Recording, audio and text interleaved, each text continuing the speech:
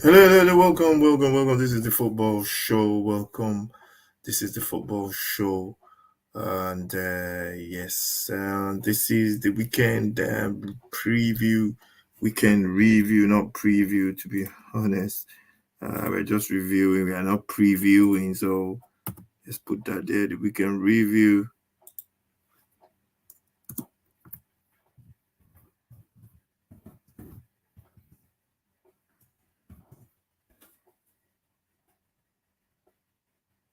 Yeah, we are reviewing, not previewing. We've done the preview already. So yeah, you're welcome, welcome, welcome. Make sure you follow, like, share, subscribe to the channel, all that good stuff. This is the football show. Welcome, welcome, welcome. Let's just have a look at all the weekend's fixtures. I just came. It was a good weekend of football as well. Premier League. Um, Game day 8 just before the internationals. Let's just get straight into the results. Let's get straight into the results. First game over the weekend was the early kickoff on Saturday. Tottenham taking on Luton. That was the first game that was played, and that was the first game that was played. And yeah, it was a game whereby Tottenham had all the chances in the first half, missed their chances, got a man sent off, then got the goal to Van der Ven. Luton missed some chances. I think it was just a case of quality sometimes. I think they had the quality to have at least get a goal in that game because they had chances. And Tottenham rode their luck, won the game 1-0 in the early morning, early kickoff on Saturday. And then the 3 o'clock kickoffs, Everton, Bournemouth, this one ended 3 goals. Everton really played well. This is the first game that they played well, scored their goals, deserved it. Bournemouth struggling, to be honest. They need to get something out of start winning games. The manager is one of the favorites to be sacked as well. First manager casualty in this new season. But Everton got everything they deserved, got their goals and played really well. Dakori on the score sheet as well again. Yeah, Everton played really, really well and deserved it as well. We go on to Burnley, Chelsea. This game was tight. I think Burnley scored first. Chelsea equalized. Raheem Sterling was in the middle of everything, dictating the pace, creating chances. He got himself 2 goals. Young Palmer as well got himself, I think he got a goal or a penalty for them as well. Played really well. And Chelsea are looking good. 2 games on the trot now with a win. Burnley, they're still playing. The manager is just playing the same way. He has to change his tactics eventually, I think, if they want to stay up. I don't think they could play this branch of this kind of football and stay up. This brand of football, I think they have to change, but we'll see. If he wants to stick with it, yeah, give him all the kudos, man, because if that's what you believe in, rather die with, die on the sword or whatever they say, die with what you believe in, and just make sure at least you do what you believe is right, and you play the football the right way. So hopefully they stay up, but I can't see at the moment. Then we're going to Fulham, Sheffield. Sheffield. Fulham won't win this game by 3 goals to 1 comfortably. Fulham were very, very good in this game, creating chances, played really well. I think the guy that really stands out for Fulham is Willian. I think he's about 35 years old now, and he's just getting better as he plays. And yeah, they got their goals, played really well, dominated the play. Um, he got himself a goal as well in the last minute. Fulham. There was an own goal from the goalkeeper, West Fodrington. Uh, and no, actually, it was West Fodrington was playing for Fulham. Was it an own goal? No, it was not an own goal. No. West Fodrington was playing for Fulham. I thought it was goalkeeper for Sheffield United. I don't know, maybe. Bobby Reed got a goal as well. He's one of the underrated player. Comes up with big goals, and yeah, he was the one that Basically, he was the one that got one of the goals. And he's one of those players that you don't really read much about. One of no one is not one of the flashy stars, but he comes up with big goals for them. And yeah, that was a good victory for Fulham. Manchester United, this one was very, very tough for Brentford. They were leading off onto the later stages of the game, not dominating, but I never thought Manchester were going to score. This one was similar to last week when Manchester lost to, I think it was, who did they lost to? Crystal Palace. They had a load of chances in those ones, that game as well, but this one they converted their chances, and it was McTominay off the bench scoring. I was watching this game, scoring with a beautiful control and finish inside the 6 yard box. And then it's all about the 6 yard box. I always tell people, man, it's all about the 6 yard box. If you can find your way in that area, you get loads of goals.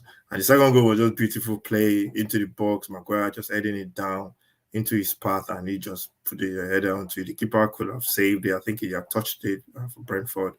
But that must be hard to take for Brentford. And the Brentford are lacking that spark without Tony up front, Ivan Tony. So I bet they can't wait for him to come back in January. Manchester United, comeback king. I think they've done that a couple of times last season, and yeah, they're just for me, I think the manager is not playing the way he wanted to play. He was playing. He said he's going to play in transition.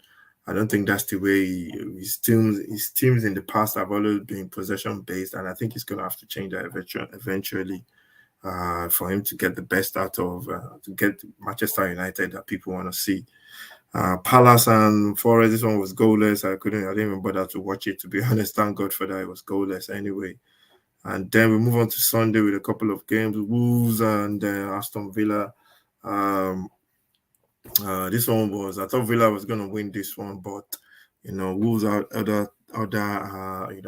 they had other things. Might have been they're turning into a good side at home as well, and they play well as well. Gary O'Neill doing a good job, and they got their goal through Awi Chang. That's the name, Awi Chang. I don't want to forget his name. He's been scoring goals lately. He's getting a lot of goals, especially since Neto comes into the team. And Neto has been supplying the crosses. The guy can't stop creating. I don't even know how many assists he's got now. He just keeps creating chances. And, Wolves scored. They got a man sent off. Lamina got sent off. I think it was two bookables. I'm not sure. I got a red card in the last minute of that game. And Pau Torres got the goal for Aston Villa. And I think Villa could have, Wolves could have won it in the end as well. I think they missed a chance. I can't remember who missed that chance in the time when they could have won it.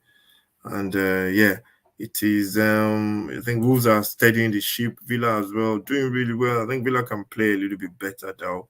And I think that game, I tipped Villa to win that game actually. It was a bit of a surprise that they didn't go on to win, dropping points. Then we're going West Ham, Newcastle, 2-2. West Ham, Newcastle ran off. I think West Ham scored first. Then Newcastle came back to score two quick goals through Isiaki. Two chances. He had one more to make it an hat-trick, but he just couldn't beat the goalkeeper at the near post. I think the keeper made a save, or the defender clearly off the line. And yeah, that's big result for Newcastle, because I thought they were going to. I thought for West Ham as well, big result for Newcastle, especially because West Ham is a tough place to go. West Ham had a chance to win it in the last minute, but they just couldn't get the goal. Ben Rama missing. Came on off the bench, got a cracking goal.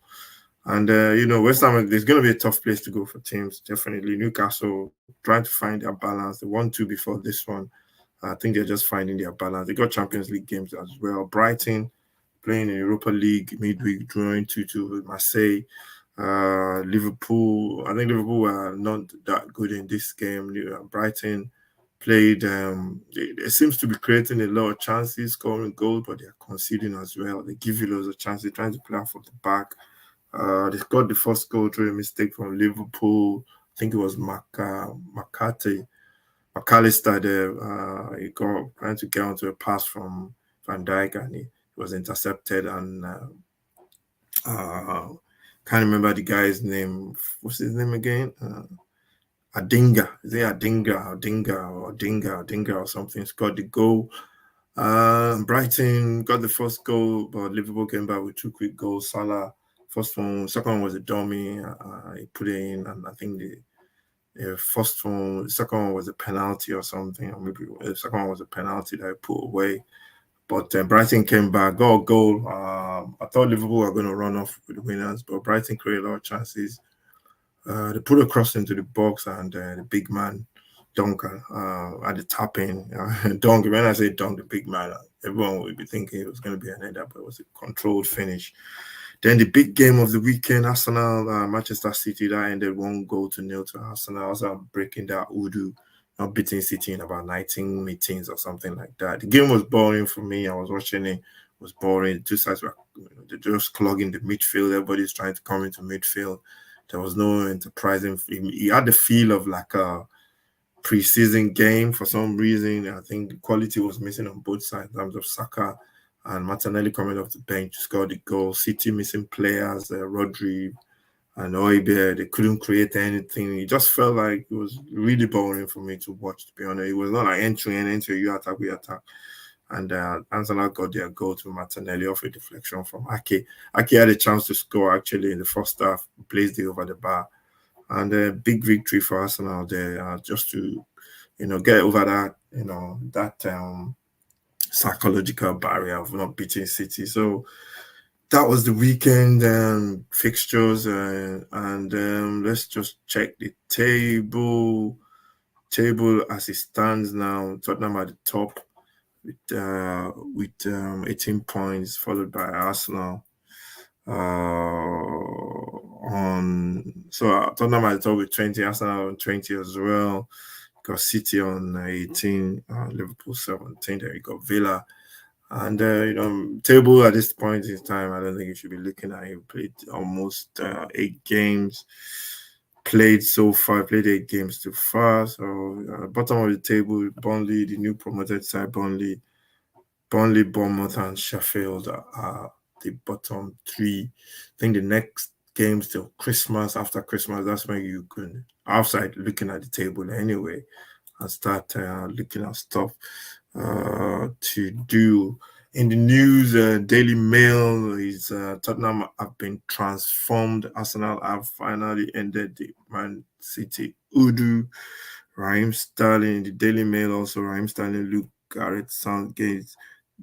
Raheem Sterling took Garrett Southgate's snub personally. Okay, it was because he's not being invited to the England national team. What else? What else in the news? The Guardian whisper it, but we might just have a Premier League title race. Also, that's rubbish. We can't talk about title race now, to be honest. I think it's too early to be talking about any race. And former Premier League striker now sees retirement from football. I don't know who that is. So that's in the news. That is the weekend preview, weekend review, looking at the Premier League games over the weekend. And we move on to the internationals. Thank you very much for watching. This is the football show, and this is the weekend review, week game day 8. Please subscribe to the channel. Really, really want to get to 100 by the end of December, by Christmas. That'll be our Christmas present. And thank you very much for watching. We got the watch alongs for the internationals over this weekend from Friday. I think England playing Nigeria as well, playing Saudi Arabia. And I think we'll be doing both, or if not one of them, over this weekend. Thank you for watching. Make sure you stay safe. God bless, and I'll see you next time.